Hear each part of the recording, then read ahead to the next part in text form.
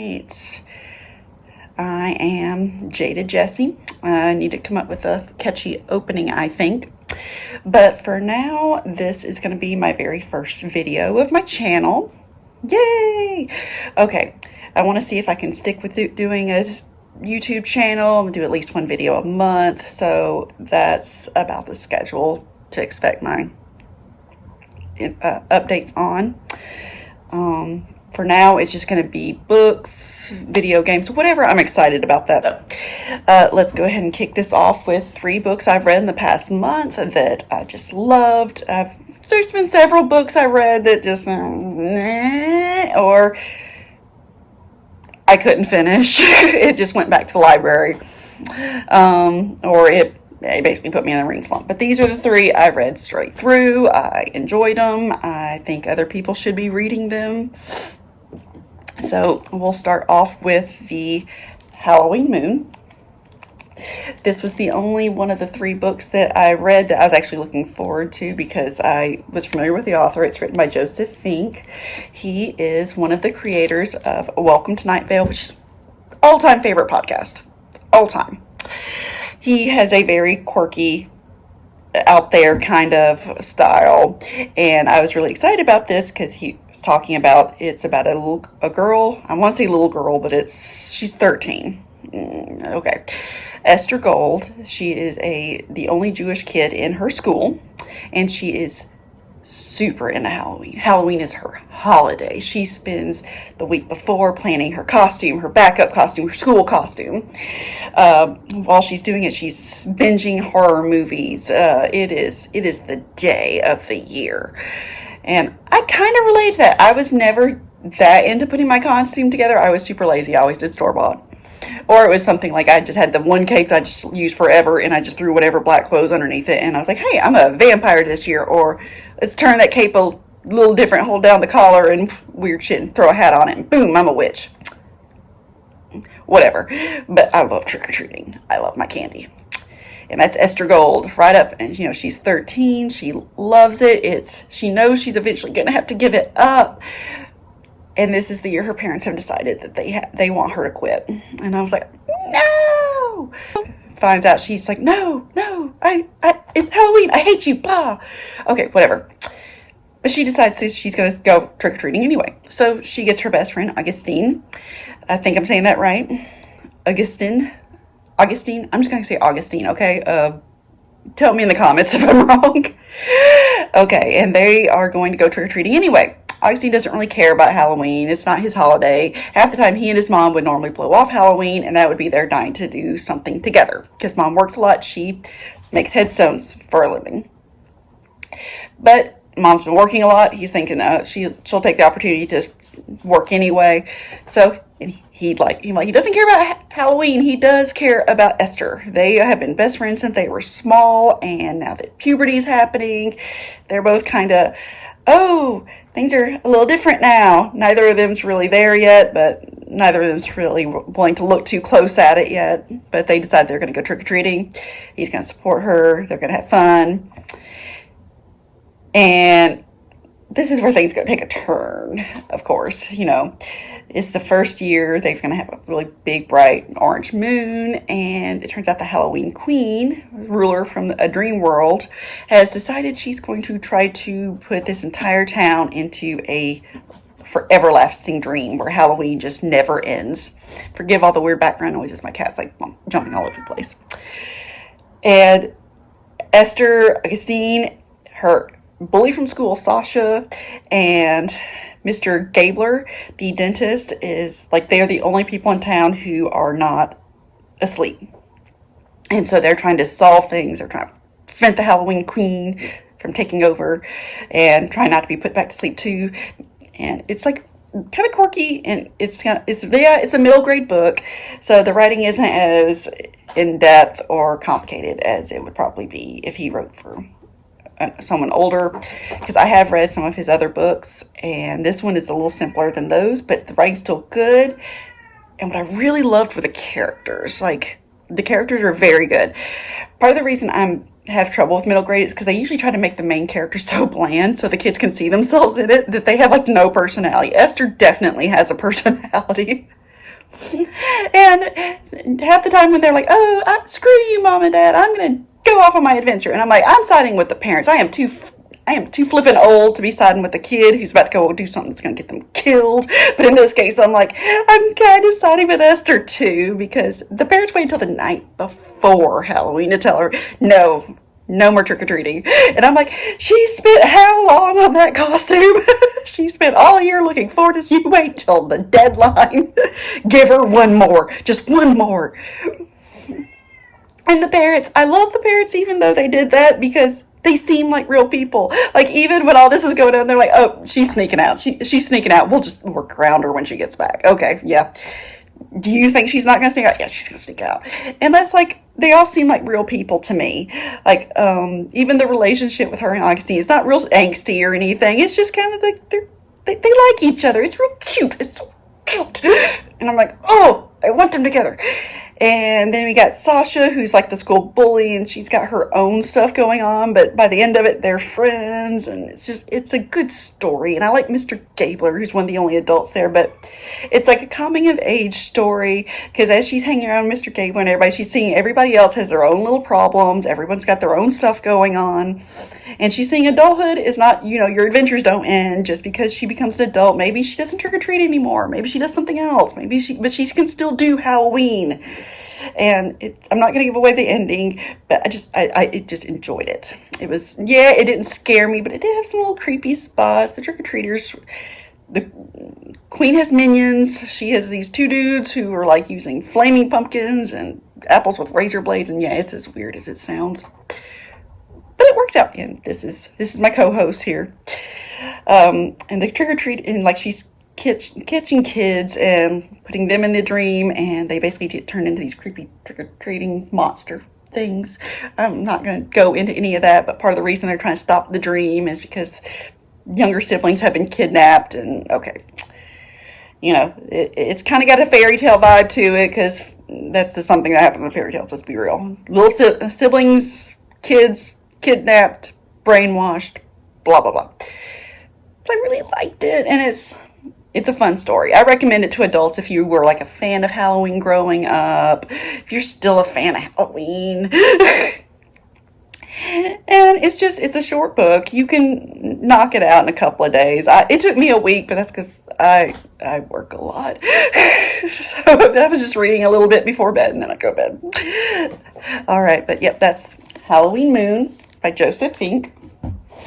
And next is Burning Girls and Other Stories by Veronica Schanoes. This one, I didn't even know what this was. I was just at the library, and sometimes I just grab books off the shelf, and I'm like, oh, okay, I'll try reading this. And I got really into it. It is like classic grim stories, but they are retold. And the author has a lot of knowledge about like Jewish folklore, so that shows up in some of her stories, and some of them are like almost a different writing style. Like she's got one or two that are almost experimental. Like she's got one that's an Alice in Wonderland retelling involving like subway and psychedelic stuff, and it kind of works because Alice in Wonderland is such a nonsensical psychedelic story anyway. But to get into some more specifics, let's see. Ballroom Blitz was probably one of my favorite ones. That's based off of the story with the dancing princesses and dancing princes. Like the princesses are sneaking off to go dance with these princes in an enchanted ballroom or something. I can't remember the whole original story, but they have to dance with them for so many nights in order to free the princes and blah blah blah. Ballroom Blitz is that story with like, God, how many brothers? It's like 12 or something. Okay, these guys have gone out clubbing. They went to the poor side of town, and they pissed off the wrong fucking bartender. I might have to censor that. And so they are now cursed to spend every consecutive night until the curse is broken at this ballroom. And this is like a punk bar. And so they are getting completely wasted like every single night. They're getting the violent fights, and like everything resets next morning, but their injuries stay. Like they wake up broken noses, bloody lips, still kind of hungover. Like they're still suffering all the bad effects of it every day until these girls show up and they finally find some girls to break the curse. But of course, they don't even like each other half the time. So it's like, it feels more like real people involved. And it's like, even with the trippy magic going on, like the main character, he's like such an unreliable narrator because he's like blowing things up out of proportion at times. And it's pretty clear it's just because he's so desperate because he wants to break the curse. And it's just a really good story. And then we've got, which was the other one I really wanted to talk about, probably Burning Girls was, Burning Girls was probably my other favorite. That was the novella that the book was titled after. This girl, she grew up knowing she had she was charmed, or whatever the hell you want to call it, but basically she was sent to her grandmother every summer to learn witchcraft. But this was the old country after her grandmother makes a deal, and in order to try to save the family, but in doing so sacrifices the youngest grandchild. The girl is trying to stop this deal, and it costs her family. Her and her sister are the only survivors, and they flee to America. And this is like during the industrial age, so they become they work at one of those factories where they're like, it's like sewing and fabric and textiles and stuff, but it's like horrible conditions. The creature that the grandmother made the deal with followed them, and this is basically like a retelling of Rumpelstiltskin.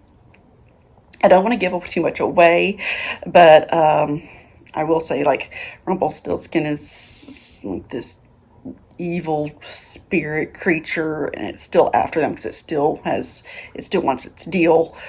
It still wants a baby, and so now the sister has to protect her sister, and we're gonna leave it there. Read the story. Very good. And for the last one, it's not a novel, it's a graphic novel. It is The Deep and Dark Blue by Nikki Smith. This is another case where I was just walking through the shelves. I wanted to try a graphic novel, and I was like, oh, this has pretty artwork. And it does. Let me find a good page so I can show it to you. Look at the artwork. Look how pretty it is. Okay. In this story, it is about these two brothers, identical twins, named Grayson and Hawk. It starts off, the Communion of Blue is having a ceremony on their lands. The Communion of Blue is like a sisterhood. They follow like the mother of Blue. Like, you don't really see Blue throughout the story unless it's with the Communion of Blue. They all wear blue robes, they spin yarn, and they can control the winds and all this kind of stuff, and it's very magical. They're just they're hiding in a tree trying to watch it. Their older cousin comes out, catches them, and it's like, oh, you boys gotta get back inside. At the same day, this is supposed to be where the older cousin, is going to be named the heir to their grandfather, and so he will become the new head of the family. But their cousin Meryl surprises everyone by coming in because she is in the guard, and says she wants to talk to the grandfather. In truth, she is leading a coup so she can take over the family, because that would make her a noble head of house, and it would give her and the guard more power. And that's basically what's going on. So she kills the grandfather, and the cousin, when he sees what's happening, he sends Hawk and Grayson away, telling them to hide. He wants them to hide within the Communion of Blue, and they run to the sisterhood. But the only way to get into the sisterhood is pretend to be initiates. Initiates can only be girls. And this is where things get interesting, especially for Grayson. So now I'm going to stop calling Grayson he, because Grayson is actually trans. So she is actually named Grace now. But Hawk, he has not clued in yet that his brother is actually a sister. So Hawk is now going by Hannah, pretending to be a girl. And they're going through their initiation. Hawk is wanting to go back and try to find out, did anyone survive the coup? What happened? And Grayson is missing the family.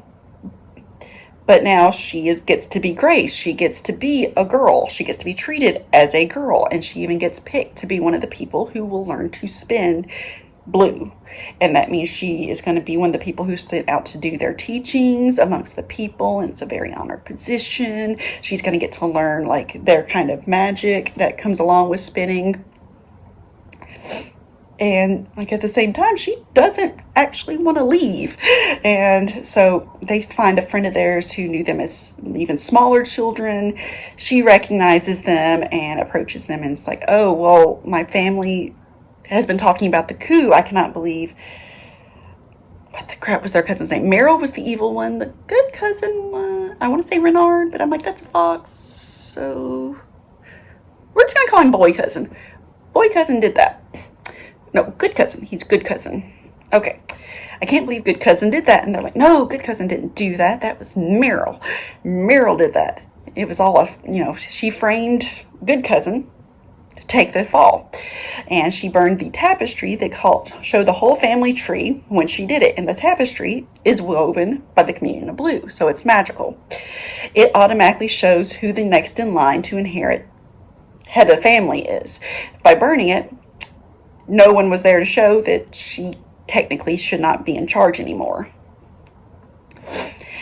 So when they get a chance to go back as part of another ritual that's going on, with that new head of family and everything about to occur, they're hoping they can get to the nobles and tell them, Meryl did this. And at the same time, they're really hoping they can do it because by now it's come out. Kalia, the friend, put it together. She figured out Grace is Grace. This is not Grace and pretending to be Grace. This is Grace.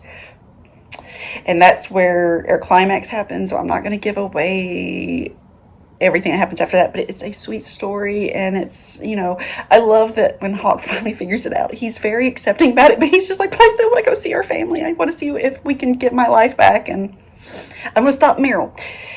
So, it's just a very good story. I'm not going to give away the ending, but I really encourage you to read it. It's got a trans main character. It's got some fun magic going on, and the art is just very pretty.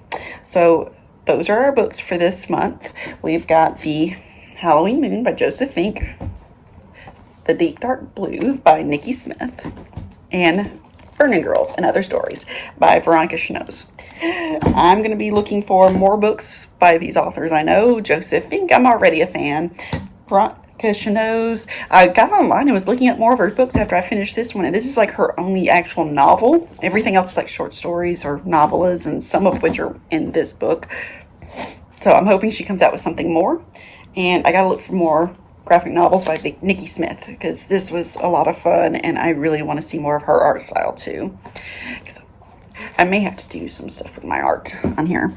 But that is it for today. I will see you next month. And please, any questions, put them in the comments. I'm looking forward to any suggestions you have. Have you read these?